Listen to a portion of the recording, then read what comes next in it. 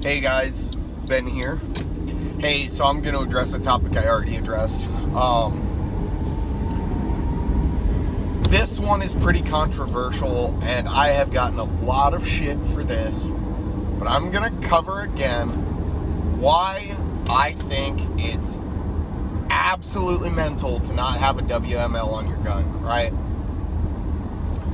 So, I've been presented with the name Tom Givens. Full disclosure, I have no clue who the guy is. The curriculum I've learned under is probably a little bit too significantly different than what Tom Givens teaches, I would assume.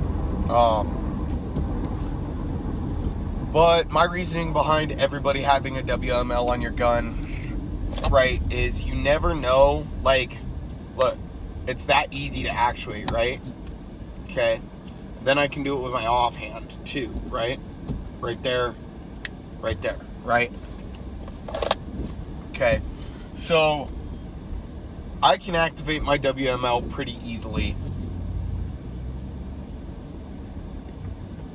And I see the merit behind the argument of, well, you're not going to have time to use a WML because you already have your light in your hand. Well, okay, at that point, now, right, if I have my light in my left hand, I got to draw and fire with just my right hand, right? Okay, that's fine, whatever. So,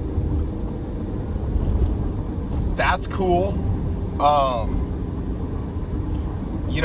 To me, I think it's a lot easier to just toss my handheld or drop my handheld and go to my gun with my light on it if I've already ID'd a target, right, with my handheld, and I know it's a threat, and I know that target needs to be neutralized, right, or they need to just stop what they're doing, and it requires lethal force, right?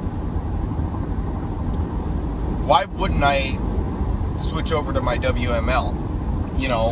Why would I put myself at a slight disadvantage to use the old FBI trick that they teach, or the old light in one hand, gun in the other, whatever you want to call it? I've heard it referred to as like 20 different fucking things. I just call it the old FBI fucking flashlight in hand. Why would you do that when you have a WML on your gun? Right? Here's the thing. You will likely, I'm not so arrogant to say that you probably won't have your WML in your hand. Your handheld. There's probably a pretty good chance statistically, and I would have to look this up, but I would not be surprised if the statistic is above 50% that you already have a handheld light in your hand. Okay? But all I have to do is open my hand. Okay? Then I get my full draw because I can use my offhand to remove my cover garment or move my cover garment, right?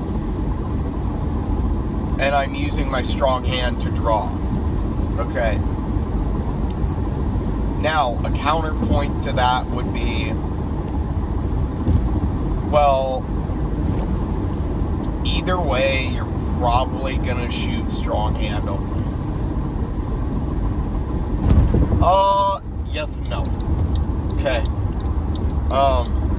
I've done enough strong hand and weak hand only, which, by the way, weak hand only reloading out of a Safariland and reholstering is a bitch. So train on it if you have not. Okay, but strong hand only and weak hand only, right?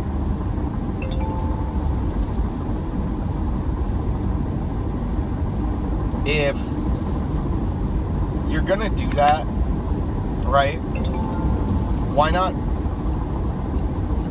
try to give yourself the best advantage? Because to me, it doesn't make sense why you would put yourself at a disadvantage. It just doesn't make any fucking sense. Okay?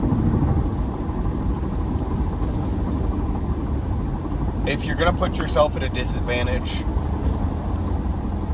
try not to do it yourself. You know, you might already have bad positioning with a WML in your hand, right? You may not be in cover. You may be in a fucking empty parking lot at 1 a.m. with no other cars around and you're still 10 yards from your car.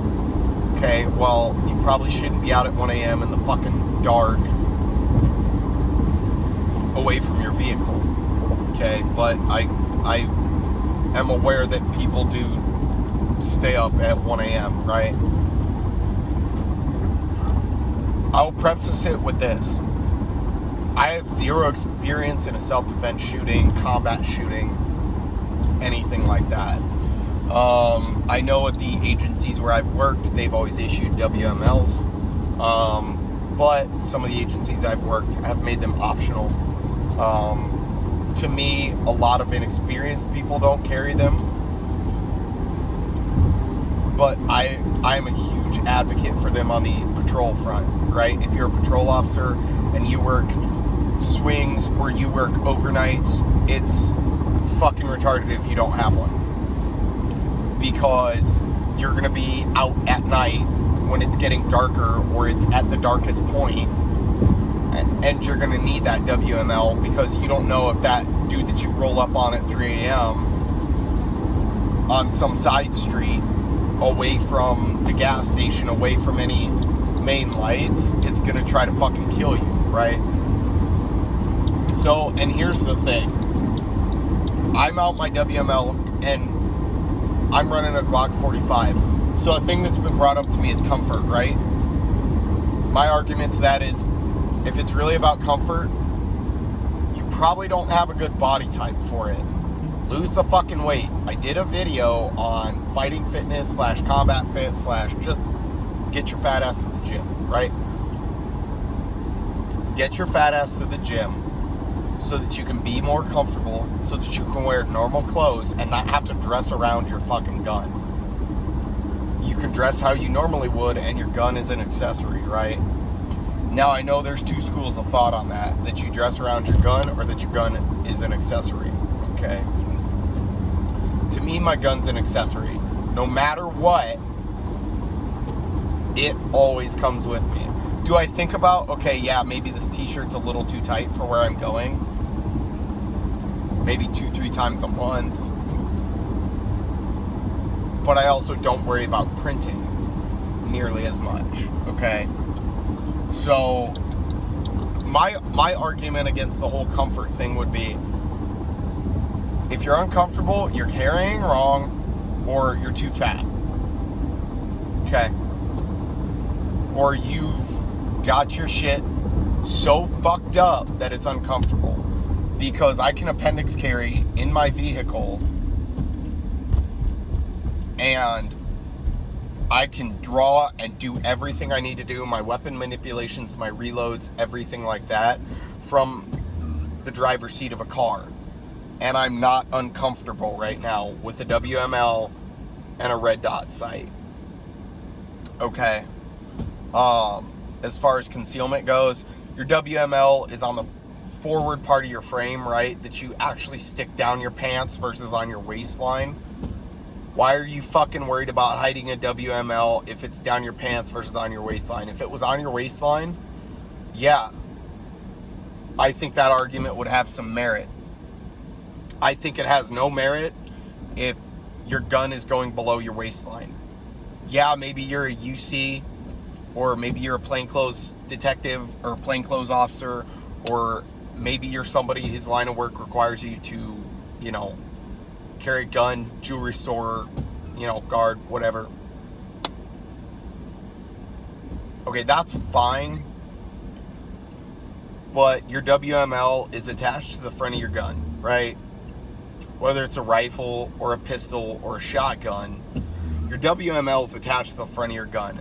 So it is absolutely mental that you're gonna try to tell me that this really matters for concealment. right? I'm running basically a full-size handgun, okay, out of a custom holster from Black Ring Tactical, and I have no problems with concealment, and I'm a 170-pound male, right? So I don't think that argument has any merit if you are within the weight that you should be. Now, you'll get guys that'll argue that they're 5'10", 220, and they're like, I need fucking concealment. Okay, dude. Maybe if you drop some weight, you don't have to carry a Glock 43 or a SIG 365 XL. You can carry a full-size handgun, right? And I'll do a video on why I think carrying like a 365 XL or a Glock 43X or 48 or 43 or 42 or all those super stupid compact handguns or I guess subcompact handguns are, I don't want to say pointless, but I think there's a lot better options out there. And I think a lot of people don't realize that all they have to do is make some minor changes unless they're in a non-permissive environment. So I think that argument's fairly stupid to carry a smaller handgun in the summer and a bigger one in the winter. I think that's dumb. I just carry my XR 920 or my G45 or my G19 no matter when. Okay. My Glock 19, if I'm really worried about something, is what I carry, right? Or a fucking MR 920 or a fucking P320C, right? So here's the deal. WMLs are absolutely necessary. You can get away with not having a red dot on your gun because those are still fairly new on handguns. People are still learning those. Within the next 5 years, I think it's going to be widespread that red dots are on handguns. But I don't think it's quite reached that point yet, right? Especially if you look at something like the Shadow Systems XR 920, right? It's got the blacked out rears with the tritium dot front, okay? That's a really good design for iron sights. I agree with Trevor, who is like the CEO of Shadow Systems. There's a couple parts of that gun I'm not a huge fan of, but it is what it is. I really love the Shadow Systems. Personally, I'm going to say Tom Givens is probably a smart guy. I think he's at Gunsight, which, if you know anything about Gunsight, they're like the founding fathers of training.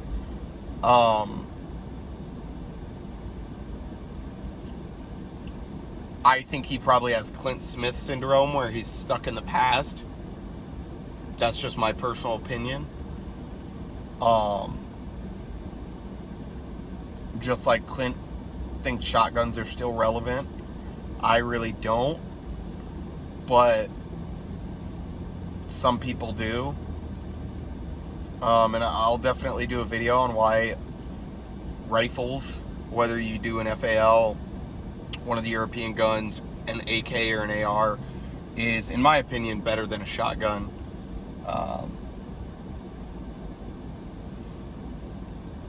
I'll do a third video in this installment to show why, in my opinion, a WML is better.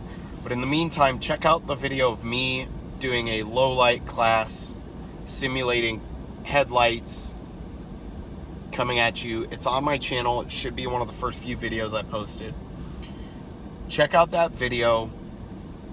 You'll see what I have to contend with. And then you might see why having a very good, high lumen, reputable manufacturer weapon mounted light on your handgun is a must. Okay. Carry your gun, be safe, don't do stupid shit, don't stay out at 1 a.m. without a WML. Have a good day, guys.